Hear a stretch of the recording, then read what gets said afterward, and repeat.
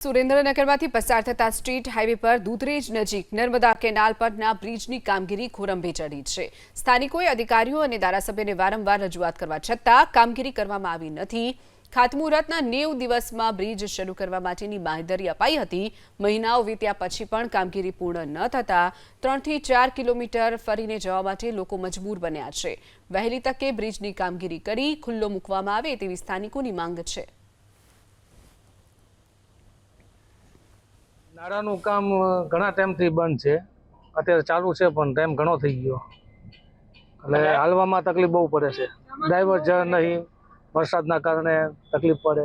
કેટલાય ટાઈમથી આ પુલનું કામ ચાલુ છે, એનું ફટાફટ કામ પતાવીને હવે આ બધું કરો, અમે કંટાળી ગયા છીએ। આમાં કેટલા ખાડા આવે, ધૂળું ઉડે, સુરેન્દ્રનગર આવું એટલે અમે તોબા થઈ ગયા છીએ। એટલી બધી તકલીફ છે ને, વાહનને એમાં જવું હોય ને એવું ડાયવર્ઝન બહુ ભંગાર ડાયવર્ઝન છે અને કોઈ ધ્યાન રાખતું જ નથી।